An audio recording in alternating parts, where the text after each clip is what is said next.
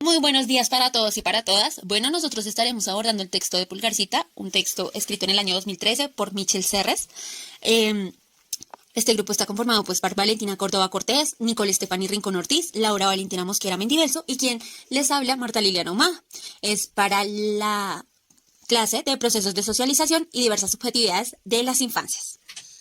En primera instancia, el autor nos presenta que el mundo cambió tanto que los jóvenes deben reinventar todo de una manera de vivir juntos, instituciones, una manera de ser y pues también de conocer. Digamos que Pulgarcita nace de ese nuevo ser humano y él lo bautiza pues como Pulgarcita, sobre todo pues por su capacidad para enviar mensajes con el pulgar. Esto a partir de que a lo largo de la historia las sociedades occidentales pues han experimentado dos revoluciones. Entonces, el pasar de la transición del oral, del método verbal, pues a lo escrito y el paso también a escribir en una pizarra, a escribir en libros. Digamos que Serres habla de una nueva y pues una tercera revolución y es la transición a las nuevas tecnologías.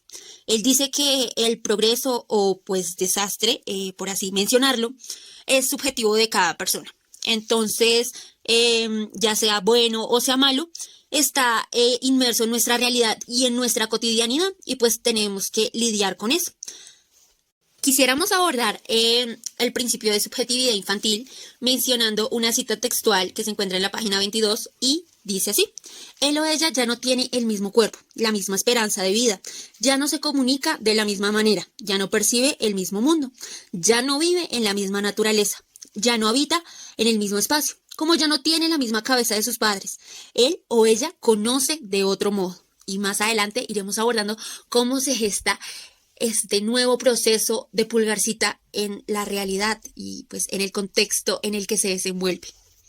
Primer apartado, que se denomina novedades, el autor nos invita a pensar que como maestros, antes de enseñar algo a alguien, pues es necesario que al menos lo conozcamos. ¿Qué significa? Preguntarnos quién se presenta hoy en la escuela y pues de dónde viene también ese contexto cultural en el que se desenvuelve. Digamos que se aborda que nuestras culturas y nuestras prácticas de crianza han cambiado y pues las concepciones que tenemos también eh, se van modificando. Esto en cuanto pues en un primer momento en las concesiones de la sensibilidad. Pues muchas veces desde el adultocentrismo tendemos a creer que los niños y las niñas son inexpertos o que nosotros tendemos a ser pues mejores de ellos porque pues vivimos en una época diferente, lo cual pues es una concepción un poco desligada de la realidad y de lo que entendemos como ese proceso de subjetivación de los niños. También Serres nos presenta las prácticas familiares en cuanto a la edad en la que vivían nuestros abuelos, abuelas y en general nuestros antepasados, ya que pues tendían a vivir pues, mayor cantidad de años y pues bajo otras costumbres, otras prácticas de crianza. También nos habla de procesos como el matrimonio, en cuanto a que antes era muy sagrado ante la sociedad y pues tendía a perdurar por mucha cantidad de años. En relación con los abuelos, podemos ver que él nos comentaba que se tenía una concepción diferente de ese matrimonio, también de esa convivencia y de esa transmisión de bienes. Nosotros no conoceremos pues esas mismas edades o pues ya concebimos de manera distinta esta práctica simbólica que se ha dado. También podemos hablar un poco de la concepción de la familia. Digamos que antes los núcleos familiares eran muy extensos y en este momento pues los núcleos han ido disminuyendo en la cantidad de hijos que se puede tener o pues la estabilidad que se le puede dar. Digamos que hemos visto esas nociones de concepción un poco más planificadas, se han vuelto pues famosos los métodos de planificación y cómo ello también ha configurado esa familia que hoy en día conocemos. Él también aborda unas problemáticas sociales interesantes y es la enfermedad. Digamos que antes se contaba con una medicina eh, más desde los saberes ancestrales, desde la medicina natural. Hoy en día contamos con medicinas, pues digámoslo, por así mencionarlo, eficaces en la farmacia, con analgésicos, em, anestésicos. Y desde el punto de vista también han tenido un proceso evolutivo para que hoy en día los concibamos como pues una de las únicas alternativas. Vemos también cómo la religión ha trascendido. Entonces,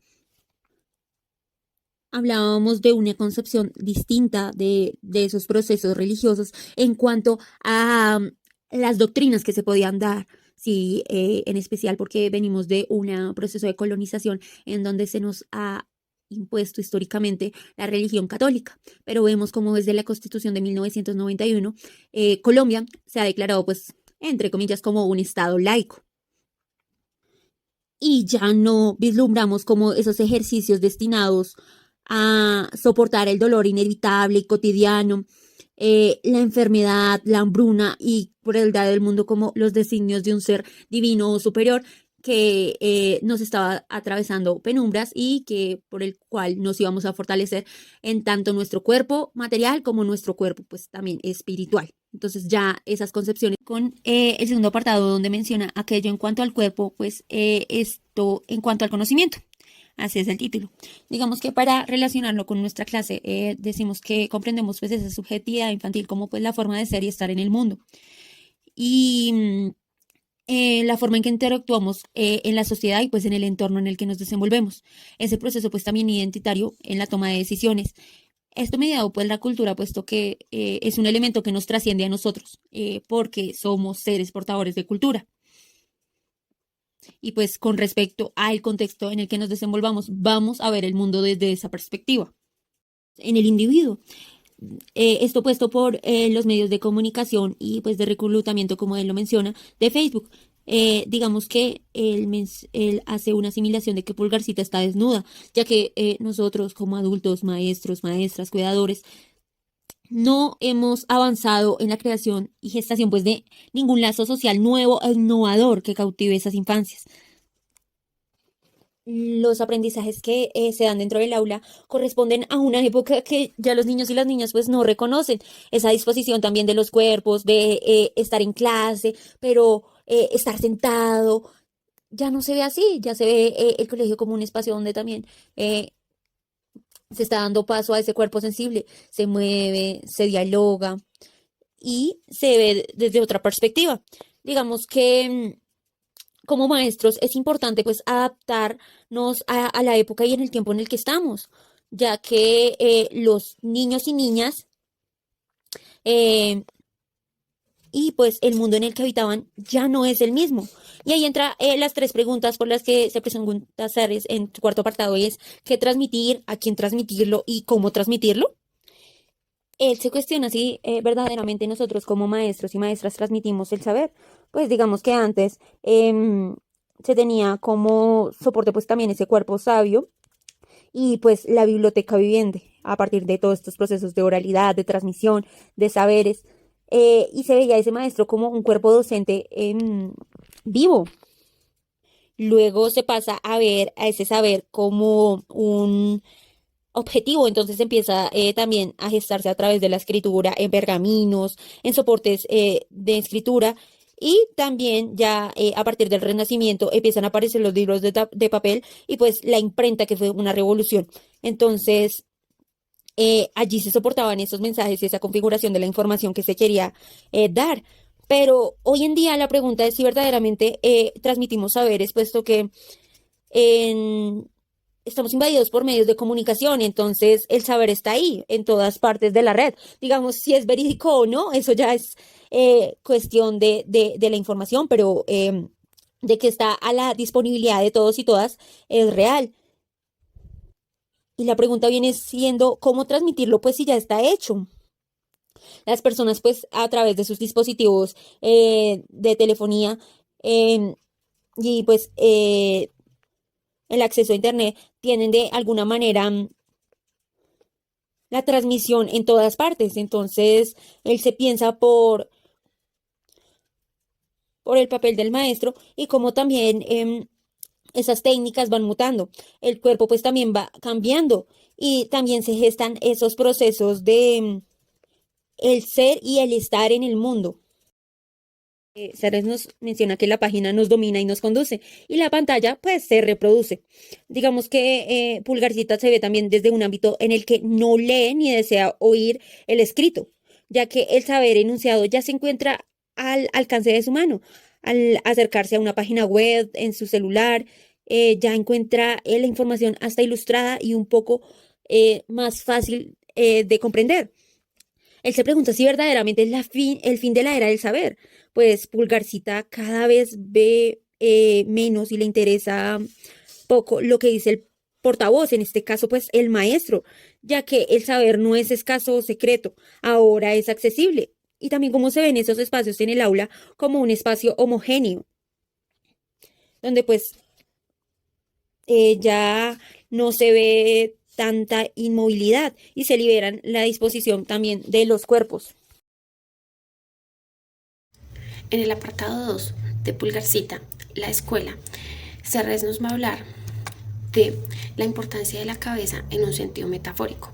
Nos va a hablar de que no se debe a la acumulación de conocimiento, sino cómo ésta debe desarrollar el conocimiento para asimismo alcanzar una buena oratoria, como lo hacían en la paideia. Por otra parte, también nos va a decir que lo duro muestra su eficiencia sobre las cosas del mundo y lo blando sobre las instituciones del hombre. Ahí Serres nos va a empezar a hablar de la importancia de las letras y de cómo estas se plasman en el mundo. También nos va a hablar de lo blando y de cómo se organiza y federa lo que utilizan los duros.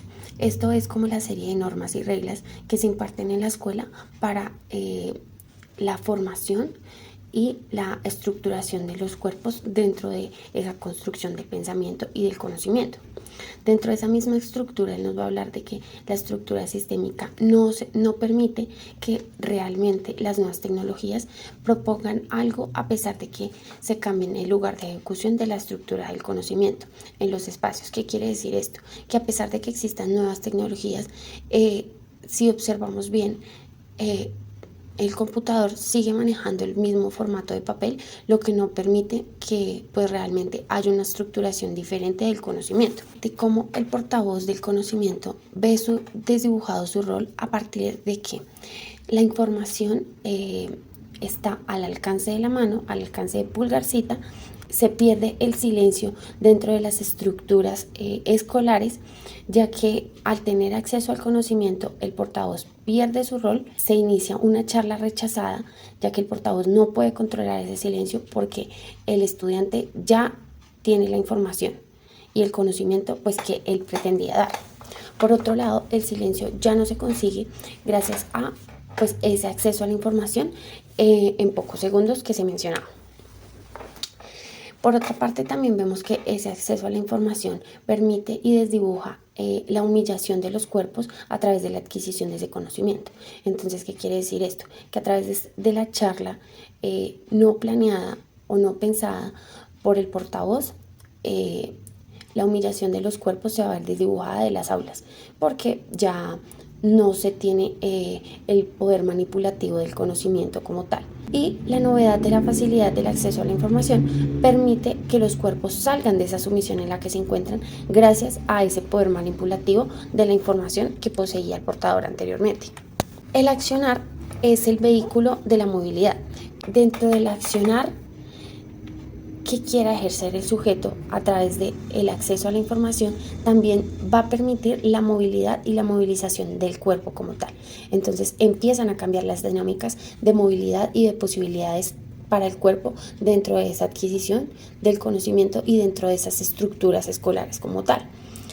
Hablándose estructuras como de estructuras físicas, tanto estructuras académicas o de formación académica. A la luz de los objetos y los sujetos, la difusión del saber ya no puede tener no puede tener lugar en ningún campus en el mundo.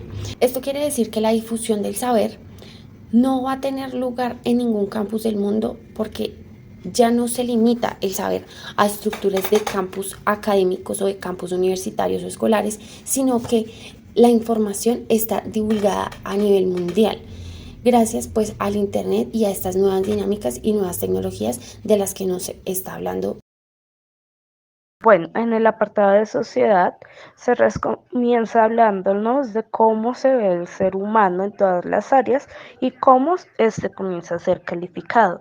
También se observa cómo la mayoría de veces el ser humano se ve obligado a trabajar por el hecho de poder sobrevivir dentro de una sociedad, aunque al mismo tiempo el ser humano tiende a ser consciente de que debe conseguir otra cosa porque corre el riesgo de ser echado del trabajo en donde está produciendo, ya que es visto como una máquina para producir y la única forma de no sentirse incómodo es haciendo las tareas que le piden los jefes o superiores para que ellos puedan estar contentos y esa persona se gane un lugar dentro de su compañía. Se hace la comparación de los seres humanos con máquinas y al mismo tiempo nos contextualizan de cómo poco a poco se han dejado a los seres humanos de lado para el trabajo y se han dado esos espacios a las máquinas. Y nos da un contexto de cómo se sumerge el capitalismo en el mundo y donde se ha logrado tanto la concentración del dinero y recursos naturales para unos pocos que el resto de la humanidad pues tiene que esforzarse mucho más para conseguir así sea el 1% de lo que estas personas tienen. Y explica el motivo de cómo esta es una sociedad que vive más para trabajar que por el trabajo, ya que la gente gira en torno al trabajo. Por otro lado, la locución que realiza sobre el hospital comienza a hablarse de cómo en los hospitales públicos del mundo se evidencia la importancia de parqueaderos y lugares específicos donde permiten que lo necesario quepa en cualquiera de los lugares donde se encuentra el hospital. Desde allí también se comienza a realizar una comparación de ese res hacia los seres humanos, pues la mayoría de veces se piensa que los seres humanos caben en lugares específicos y no se dan cuenta de la importancia de que todos quepamos en los mismos sitios. También se habla de la importancia que ha venido teniendo las redes sociales, pues han sido un puente para que nos encontremos todos los seres humanos, todas las culturas y toda la sociedad en un entorno que sea un poco más homogéneo. Y se hace un elogio a las redes en referencia a cómo cada uno de los seres humanos tendemos a ser egoístas, ególatras, teniendo en cuenta que lo último que le importa al ser humano es el otro. Y por otro lado se habla cómo cada uno de los colectivos que se han creado, se han venido realizando basado en masacres y muertos que han surgido a lo largo de la historia de la humanidad. También se muestra en uno de los últimos apartados la lucha que ha tenido la mujer dentro de la sociedad, ciertamente que ha sido marcado por un contexto machista y patriarcal donde siempre se ha buscado tener a la mujer en lo más bajo y el surgimiento de la mujer pues obviamente ha realizado un cambio significativo en lo que es la sociedad al día de hoy. Por último, también se habla de las nuevas tecnologías y cómo han llegado para quedarse, pero que también depende de nosotros los seres humanos la utilidad que le demos a estas tecnologías y que podemos hacer que las tecnologías nos dominen a nosotros o nosotros dominarlas a ellas.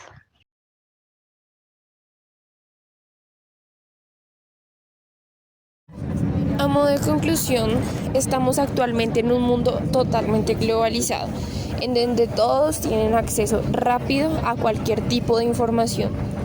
Esto ha causado que las infancias se vuelvan hiperrealizadas y el sentido que tenía el maestro como dador de conocimiento se dibujó totalmente.